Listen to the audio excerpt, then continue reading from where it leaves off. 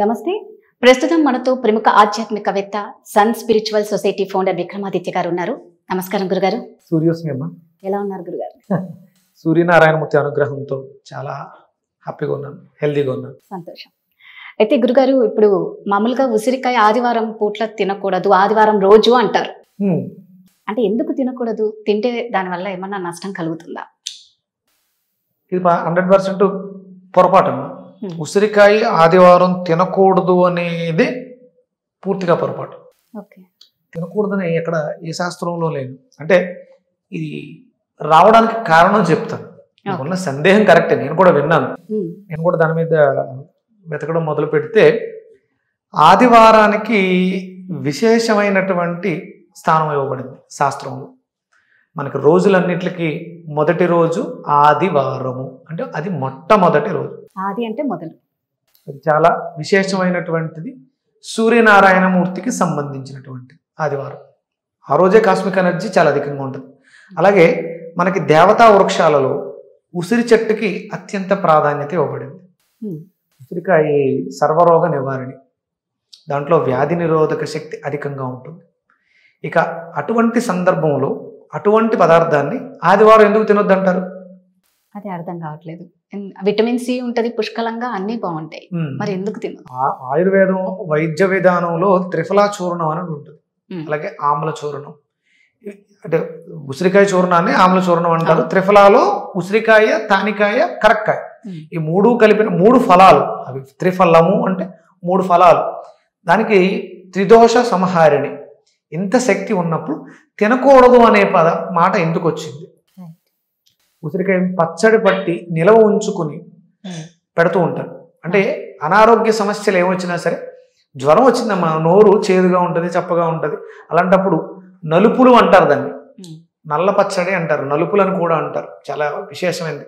అది ఆరోగ్యాన్ని ఇస్తుంది. అంత శక్తి ఉన్నదాన్ని ఆదివారం ఎందుకు తినొద్దు అన్నారు. దీని మీద ఉంటుంది. అసలు ఆ రోజు ఆ మాట అనడానికి కూడా భయపడతారు. ఉసిరికాయ అనే మాట కూడా అనరు. అంటే ఆ పదం కూడా వాడకూడదు అనేది ఒక నానుడు ఉంది. అది ఎందుకు ఉంది, దాన్ని అసలు కారణం ఏంటనేది మనం విశ్లేషణ చెయ్యాలి, చెప్పగలిగేది. ఇంత శక్తివంతమైన పదార్థం తినొచ్చు అని చెప్పినప్పుడు తినాల్సి వస్తే మనకు ఉన్నటువంటి స్థితి ఏంటంటే దేనైనా సరే పాడు చేసేస్తాం, అతిగా చేసేస్తాం. అందుకని అంటే ఒరిజినల్గా శాస్త్రంలో ఉన్నది ఏంటంటే ఆదివారం నాడు ఉసిరి చెట్టు దగ్గరకు వెళ్ళి కొమ్మలు తెంపకూడదు, ఉసిరి కొయ్యకూడదు. అంటే ఆ రోజు ప్రకృతిలో కాస్మిక్ ఎనర్జీ అధికంగా ఉంటుంది, ప్రకృతి అంతా కూడా పరవశించి ఉంటుంది. ఆ సమయంలో ఆ శక్తిని ఈ వృక్షాలు కూడా స్వీకరిస్తూ ఉంటాయి. రెగ్యులర్గా సృష్టిలో జరిగే క్రియ ఇది. ఆదివారం అత్యధికమైన శక్తివంతమైన రోజు. అలాగే మనకు ఉన్నటువంటి ఫలాలలో త్రిఫలంలో ఉసిరికాయ కూడా అత్యంత శక్తివంతమైన పదార్థం. ఈ ప్రకృతిలో ఉన్నటువంటి శక్తిని స్వీకరించి తనలో దాచుకుంటుంది. ఆదివారం ఆ పని ఆ వృక్షం కూడా చేస్తుంది మనతో. మనం తినొచ్చు అంటే దీన్ని ఆ రోజు తెంపేస్తాం, కోసేస్తాం, కొట్టేస్తాం, ఇవన్నీ చేస్తాం. కాబట్టి దాన్ని ఆపడం కోసం పెట్టిందే ఆదివారం ఉసిరిని కొట్టకూడదు, కొయ్యకూడదు. ఇక ఆ కొట్టకూడదు, కొయ్యకూడదు దగ్గర నుంచి తినకూడదుగా మారింది. పెద్దలు చెప్పింది అలా చెప్పారు. దాన్ని పోను ఏం చేసామంటే మనం దాన్ని మాట్లాడుకుని ఆ రోజు అసలు అంటే మామూలుగానే ఇప్పుడు చూడండి, ఈ కార్తీక మాసంలో దామోదర వ్రతం చేసేటప్పుడు తులసిని ఉసిరిని పక్కన పెట్టి పెళ్లి చేస్తారు. తులసి మొక్కని ఉసిరి మొక్కని ఆ రోజు ఆ కొమ్మని విరిచి గుచ్చి రెండింటికి పెళ్లి చేయడం జరుగుతుంది. ఒరిజినల్గా అది చేయకూడదు. ఉసిరి కొమ్మని విరవకూడదు, అది దేవతా వృక్షం. దాన్ని ఎలా విరుస్తాం? విరవకూడదు. మనం కార్తీక మాసంలో ఆ ఉసిరికాయల సీజన్లో ఉసిరికాయలు మాత్రమే సంగ్రహించాలి. అది కూడా చెట్టుకి కొమ్మకి ఎక్కడ ఇబ్బంది కలగకుండా. మనం ప్రతిదీ మూర్ఖత్వంగా రాక్షసత్వంతో కొమ్మలు ఇది చేసి అవి చేస్తాం. అసలు అవి చేయకూడదు. మీరు చెప్పినట్లు కరెక్ట్. ఇప్పుడు మరి అపార్ట్మెంట్స్ లో కూడా అందరూ ఏం చేస్తున్నారంటే ఉసిరి చెట్టు దగ్గరికి వెళ్ళలేక వాళ్ళు ఒక కొమ్మను తీసుకొచ్చి అక్కడ ఒక కొమ్మను పెట్టి అక్కడే దీపం వెలిగిస్తున్నారు. ఇది ఎందుకు వచ్చింది, ఎక్కడి నుంచి వచ్చిందంటే దీనివల్ల ప్రతిదీ కూడా మన శాస్త్రం ధర్మం ఏం చెప్తాయంటే కూడా మనకి ఉసిరి చాలా అవసరం. ఒక మనిషిని బ్రతికించడానికి అత్యంత శక్తివంతమైన పదార్థం ఉసిరి. దాన్ని బొగ్గను పెట్టుకుని చప్పరిస్తారు. అంత శక్తి దాంట్లో ఉంది. మీరు ఈ వ్రతం చేయడానికి ఒక ఉసిరి మొక్కను తెచ్చుకోవాలి కార్తీక మాసం రావడానికి ముందే. తులసితో పాటు దాన్ని కూడా పక్కనే పెంచాలి. అంటే పూర్వపు రోజుల్లో మనకి అపార్ట్మెంట్ కల్చర్, బహుళ జాతి అంతస్తుల భవనాలు లేవు వాస్తులు. అందరూ కూడా పెరట్లో తులసి మొక్క ఉండేది, దాని పక్కనే ఒక ఉసిరి మొక్కని నాటేవారు, ఉంచేవారు, తెచ్చుకుని పెట్టుకునేవారు, రెండింటికి కలిపి పెళ్లి చేసేవారు. ఇప్పుడు ఏమైందంటే కొమ్మ తెచ్చి పెడతాను, తన వల్ల తీసుకెళ్ళి పాడేస్తున్నాం. ఎంతో అత్యర్భతంగా భక్తితో పూజ చేసి అలా ఎందుకు పాడేస్తున్నాం? ఇది పాపం. ఇక్కడ పుణ్యం కన్నా పాపం ఎక్కువ వస్తుంది.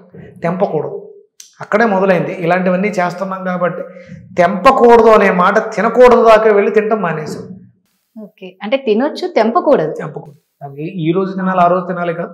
సాయంత్రం పూట్ల ఎప్పుడూ తినకూడదు. అంటే డైలీ ఈవినింగ్ టైమ్స్ అసలు తీసుకోవద్దు. ఉదయం కానీ మధ్యాహ్నం కానీ తప్పులేదు. ఎందుకు అంటే అది చలువ చేస్తుంది, విటమిన్ సి కదా. సాయంత్రం మాటలు తింటే ఎక్కువ విపరీతంగా చలువ చేసేసి మనం బాగా వేడిగా ఉన్న బల్బు మీద నీళ్ళు వేసాం అనుకోండి, ఏమవుతుంది? పగిలిపోతుంది. అలాగే శరీరం కూడా అప్పటి వరకు వేడెక్కు ఉంది, మిషన్ అంతా పనిచేసి డైజెషన్ సిస్టమ్ ఇవన్నీ పనిచేసి వేడెక్కు ఉన్నాయి. ఇలాంటి చలువ చేసి పదార్థాలు వేస్తే సిస్టమ్ డ్యామేజ్ అవుతుంది. కాబట్టి సాయంత్రం మాటలు తినకూడదు. కొన్ని తినకూడని పదార్థాలు ఉన్నాయి. మజ్జిగ వాడకూడదు, పెరుగు వాడకూడదు సాయంత్రం మాటలు, ఈవినింగ్స్. ఫ్రూట్ జ్యూసెస్ వాడకూడదు, చలువ చేసే పదార్థాలు ఏవి కూడా తీసుకోకూడదు. అందులో ఇవి ఉన్నాయి. ఆరోగ్యపరంగా దీన్ని తీసుకోకూడదు అంతే, తినకూడదు కాదు.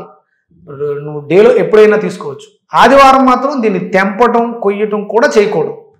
అంతే తప్ప ఆదివారం ఉసిరికాయ తినకూడదని ఎక్కడ శాస్త్రంలో లేదు. ఇది చాలా శక్తివంతమైన పదార్థం. భోజనం లేకపోయినా పర్లేదు, గడిపేయచ్చు. ఉసిరి ముక్క బుగ్గను పెట్టుకుంటే అది బోడంత శక్తిని ఇచ్చేస్తుంది. అంత శక్తివంతమైన పదార్థం. ఓకే, అయితే ఉసిరికాయని చక్కగా తినొచ్చు, తెంపకూడదు అంతే. ఇంకా రోజు సాయంత్రం పూట్ల ఆరోగ్యపరంగా తినకూడదు. సో చాలా చక్కగా చెప్పారు గురుగారు. నమస్కారం. సూర్యోస్.